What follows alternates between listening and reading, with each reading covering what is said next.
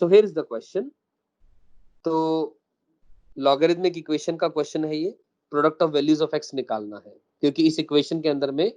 Log involve है, तो ऐसी इक्वेशन उसको लॉगरिथमिक इक्वेशन कहा जाता है। 4 ऑप्शन है आपके सामने, ठीक। तो सबसे पहला काम, इसको हम बेस चेंज थ्योरम का इस्तेमाल करके सिंपलेस्ट फॉर्म में कन्वर्ट करते हैं, और जहां जहां बेस सेम बनाए जा सकते हैं कोशिश करते हैं बनाते हैं। तो ये लिखा है, इसे लिख सकते हैं log x to the base 3 को log x upon log of 3 into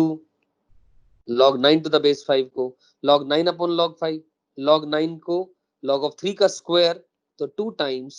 log of 3 divided by log of 5, ऐसा लिखा। माइनस का 2 times log of 5 divided by log of x, base same theorem लगाते जा रहे हैं अपन, और plus log of 2 divided by log of 3 is equal to, अब 54, अब 54 के फैक्टर्स क्या क्या होते हैं, 18 इंटू 3 है ना, 2 इंटू 9 इज 18, 18 इंटू 3, करेक्ट। तो क्या हो जाएगा 3 का क्यूब, 3 का क्यूब, तो ये बन जाएगा,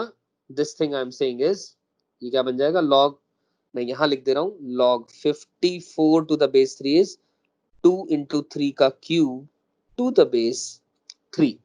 ठीक है। अब इसमें ध्यान से देखें, ये log ऑफ mn लिखा है, log m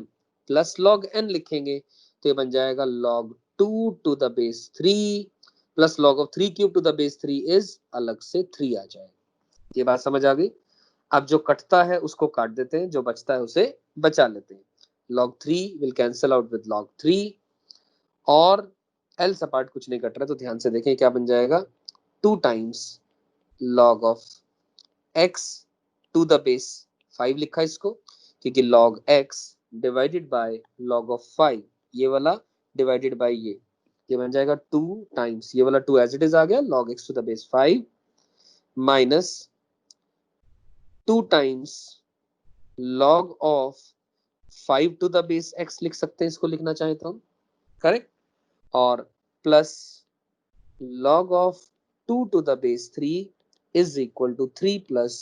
log of 2 to the base 3, ये और ये कैंसिल हो गया, करेक्ट। अब इसके अंदर में फिर से बेस चेंज थ्योरम लगा देंगे, तो ये क्या बन जाएगा, इसको लिख सकते हैं आप, ध्यान से देखें, आगे सॉल्यूशन में मोस्ट प्रोबेबली लिखी होनी चाहिए ये बात, ध्यान से देखिए, राइट। तो ये वाली वैल्यू आपके सामने क्या आ गई, ध्यान से देखें, हमने टी किसको माना हुआ है, यहाँ लिखा हुआ है टी लिखा log x to the base 5 को, तो वही चीज मैं देखो आपको करके यहाँ दिखा दे रहा हूँ, ये बन जाएगा 2 log of x to the base 5 minus 2 upon log of x to the base 5, base change theorem लगा दी यहाँ पे, log x to the base 5 बन गया नीचे, और इज इक्वल टू 3, और ऐसा करने के बाद अगर हम पुट कर दें log of x to the base 5 equal to t, हमने क्या किया, log x to the base 5 को एक अनदर वेरिएबल नाम दे दिया t, तो 2t minus 2 upon t is equal to 3, 2t minus 2 upon t is equal to 3, देख पा रहे हैं आप ये बात, मैंने इसकी जगह पर log x to the base 5 की जगह पे t, तो 2t माइनस का 2 by t is equal to 3, तो एज अ रिजल्ट हमारे पास इक्वेशन क्या बन गई, 2t square minus 3t minus 2 equal to 0. Now this is a quadratic equation which can be simplified easily. तो देखें 2t square minus 3t minus 2, तो यही equation ये लिखी हुई है, इसको फैक्टराइज किया, ध्यान से देखें दोस्तों, फैक्टराइज करने के बाद t की दो वैल्यू आ गई, एक आ गया माइनस हाफ और एक आ गया 2,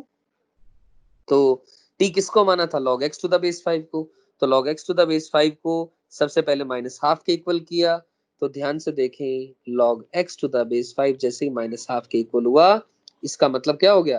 कि x की वैल्यू 5 की पावर माइनस हाफ आ गई, x की वैल्यू 5 की पावर माइनस हाफ आ गई, यानी 1 upon under the root of 5 आ गई, ये वन ऑफ द सॉल्यूशन आ गया यूजिंग t की वैल्यू माइनस हाफ, और इसी तरह दूसरी वैल्यू log x to the base 5 की वैल्यू है 2, यानी x की वैल्यू आ गई 5 की पावर 2 यानी 25, अब ये वैल्यू आ गई, एक तरीके से मैं बोल दूंगा ये x1 है और मैं ये बोल दूंगा ये x2 है, ये बात समझ में आ रही है मेरी, तो ठीक है, ये x1 आ चुका है 1/√5, x2 आ चुका है 25। यहां तक समझ में आती है बात।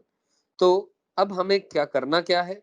अब करना क्या है, क्वेश्चन पे पढ़ते हैं दोबारा। x1 आ गया, x2 आ गया, the product of the values of x, all values of x which makes the following statement true. तो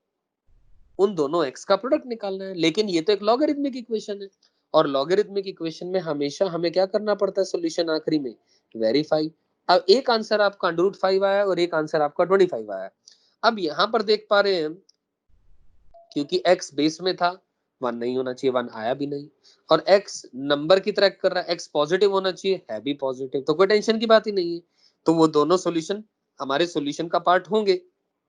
तो इसका मतलब देयरफॉर मैं ऐसा बोल सकता हूं क्या कि x1 into x2 is equal to 5 का स्क्वायर यानी 25 इंटू 1/√5 यानी 5 की power 3/2 which can be written as 5/√5, और ये आपका आंसर है। उसी चीज को नीचे ये एक्सप्लेन किया हुआ है। तो समझ में आ रही है मेरी बात? वही चीज है, बस आप यहीं तक ही आप मल्टीप्लाई कर दे, एक ही बात है, उससे कोई भी फर्क एल्स पार्ट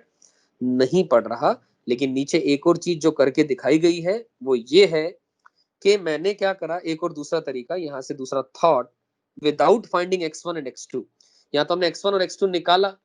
है ना, तब मल्टीप्लाई करा और दोनों का आंसर आया। अगर हम x1 x2 निकाले बिना x1 इंटू x2 निकाल दे तब भी एक ही बात है, because we are interested in x1 into x2, है ना। तो क्या करा हमने, यहाँ पर t की जगह पर जो वैल्यू थी